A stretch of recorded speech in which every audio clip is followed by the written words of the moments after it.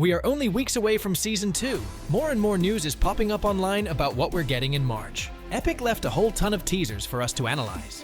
We've got a first look at the new Battle Pass and Season 2 mechanics. How will the finale event end? And best of all, hints about the chapter's main villain. Season 2 is the biggest event hitting Fortnite soon. But first, you need to be in the loop. Let us kick things off with the frustrating news regarding the massive 2-week delay for the conclusion of the current season. Instead of wrapping up when expected, the finale is officially slated to end on March 19th. Epic decided to throw us a bone by adding 2 major updates. We have one confirmed for this week and another scheduled for March 5th, which ironically was the original kickoff date for Season 2. Data miners suggest the March update seems exclusively geared toward the LEGO mode. However, in the unpredictable gaming world, it could easily turn out to be a massive patch sneaking in extra content. Waiting for a delayed season feels like waiting in a never-ending line at the DMV, but hopefully, this fresh content keeps everyone sane. But before Season 2, we must talk about fans' favorite, specifically the highly anticipated return of the Seven. Teasers indicated they are scheduled to make their grand reappearance on the 23rd. Data miners show special chests belonging to the Seven are being added to the map, containing standard loot alongside signature mythic weapons. We caught a glimpse of a brand new cannon wielded by the Ice King in the Love and Legends trailer, and that mysterious rifle shown could easily belong to the Foundation. Furthermore, the massive Voyager ship known as Dark Harvester is hovering above the island and has entered firing mode. It literally vaporizes loopers in a single shot, like a laser from a sci-fi blockbuster. This is the final stage before we engage the ship and Cubehead in an event, or experience a cinematic conclusion similar to last year's Parade of Collabs event. And speaking of collabs, let us transition over to the juicy leaks still on the docket for this extended season. The highly anticipated solo leveling crossover has been circulating in the rumor mill, and insiders claim it is slated to drop in next update. If the schedule holds true, we should see those characters jumping off the battle bus this week. Another major crossover speeding our way is the partnership with Honkai Star Rail. The Epic Games Store officially confirmed it, locking in a release date of February 26th. Since this functions like a promotional crossover for a title hosted directly on their platform, we expect a special event where players can unlock the Blade outfit. Interestingly, early details imply this event might be structured as a direct purchase for the Honkai game itself. Both featured skins will eventually land in the standard Fortnite item shop. The collaboration train refuses to slow down, with whispers of another Resident Evil crossover arriving sometime in March. Insiders point out this is yet another strategic promotion tied directly to the Epic Games Store. A promotional image strongly implies we are getting spoiled with up to 3 additional major collaborations. The safest bet right now is a massive Looney Tunes integration. We already have the iconic Daffy Duck eyes added into the files as a LEGO asset, suggesting he, along with legendary icons like Bugs Bunny and Lola Bunny, will join the roster soon. It is going to be like playing inside a classic Saturday morning cartoon. Moving along, the community is buzzing about a third wave of Rick and Morty cosmetics. This new bundle is expected to feature multiple fresh skins, potentially giving us the legendary Pickle Rick skin alongside a brand new sidekick. On the sports front, an interesting leak suggests soccer legend David Beckham will make his grand entrance into the Fortnite universe. However, if he arrives, it most likely will not happen during the current season. A global event like the World Cup would be a much more fitting time frame to maximize the hype. Finally, diving into the crossover I am most hyped about, we have the unexpected arrival of wrestling superstar Finn Balor. He recently mentioned learning how to play Fortnite, and the official Epic's account responded by saying the demon was entering the island. The demon is his legendary wrestling alter ego. It would be a monumental moment if he resurrected it for the WWE in 2026 and simultaneously debuted it in the game. Switching to the gaming world, the Overwatch collaboration is practically locked in for Season 2. Tracer is the officially leaked hero, leaving 2 mystery character slots left. Rumor has it, one Overwatch hero will be included in the Battle Pass, while the other 3 will hit the item shop. Moving from guaranteed hits, we also need to address collaborations that unfortunately struck out. Some gaming franchises denied any involvement with Fortnite, shooting down fan theories entirely. We also got a peek at a discarded playlist intended for the festival mode. The wildest part about this scrap tracklist is it included songs from artists who already have established partnerships in the game, like Travis Scott, Jimi Hendrix, Ice Spice, and the Kid Laroi. Pushing celebrity crossovers aside, February 19th brings the confirmed return of the iconic DeLorean time machine from the Back to the Future franchise. This legendary vehicle will be fully drivable in both the standard Battle Royale mode and Zero Build modes. Another crucial item expected to make a swift return is the Wings of Icarus. Yeah, these mythical wings dropped in the previous update but were broken. Epic's yanked them out of the loot pool after just 2 hours, but they should be patched up and ready for deployment soon. For loopers who love other modes, the launch of the brand new Lantern Festival-themed island in Reload is set to drop on for the 19th. In the OG mode, we also had massive news recently. 3 days ago, we got the Ice King event where he completely froze the entire map, and his skin ended up dropping over the weekend. Interestingly, since the season had been delayed, Season 7 ended on the exact same day as Chapter 7 Season 1. Combined with the Bunker broadcasting Morse code spelling out Foundation, it became clear they were linking both modes to prove these modes were connected, ultimately wrapping everything up with a combined live event. Finally, we have massive developments happening on the corporate side. Kicking off with the monumental Disney partnership, the chief executive officer recently dropped hints about the future of their shared metaverse. He teased that players will soon be able to sit back and watch full-length theatrical movies directly inside the game, book real-world luxury Disney cruise vacations, or even participate in interactive Super Bowl events. Transitioning to Xbox, subscribing to the Game Pass has been granting players sweet Fortnite crew benefits since the start of the year. The true bombshell is that the next-generation Microsoft console will fully integrate the Epic Games Store right out of the box. This makes Xbox the holy grail for any dedicated player because purchasing digital currency through this ecosystem consistently earns you cashback. Lastly, for competitive players grinding in the tournament scene, Epic is drastically expanding their anti-cheat requirements, starting with the next update, to ensure a fair playing field. We will uncover exactly what other wild curveballs Epic is throwing our way when the massive patch drops on the 19th. It has become known that even more Gaming Legends skins will soon appear in Fortnite, obtainable via purchases in the Epic Games Store. This is where some interesting business analytics come into play. Epic is launching a large-scale partnership program tied to its store.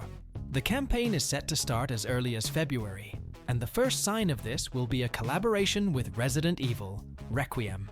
For us, as players and content creators, this means one thing: the flow of content will not dry up. Steve Allison, the general manager of the Epic Games Store, stated that they plan to release over 100 partnerships a year. Just think about that number. This makes it crystal clear that after such news, tons of collaborations with any future major game await us. This turns Fortnite into not just a game, but a true media hub. Just look at the facts. Back when the game first dropped, and we were in those early chapters, Fortnite was all colorful and cartoonish, you know the vibe. There used to be this misconception that Fortnite was just some dumb kids game. Even though that wasn't true, people definitely thought that way. But look at where we are now. The game has been aiming for realism for a few years, and by Chapter 5, the visual style got way grittier. It started looking more like Call of Duty than Fortnite. On top of that, we are getting all these collabs geared toward a more mature crowd. Let's cut to the chase and talk about why you clicked on this thumbnail. At the very least, we have to mention the Kim Kardashian collab. Yeah, it is obvious that younger kids are buying the Kim skin for reasons I don't really need to spell out. Epic probably knew exactly what they were doing when they added her. Still, Kim Kardashian's actual target demographic is women aged 18 to 35. While that is not exactly elderly, it is definitely an older bracket than the Marvel universe, which mostly appeals to teenagers. But it is not just about Kim Kardashian. There are tons of collabs the younger crowd won't really get. Look at the end of Chapter 6 with Power Rangers, Jason Voorhees, and other skins from similar franchises. Then they did a Simpsons season. Sure, it is a cartoon, but its peak popularity was before most Fortnite players were even born. They even showed love to Tarantino, dropping a short film in the game with some swearing and adding skins from Kill Bill and Pulp Fiction.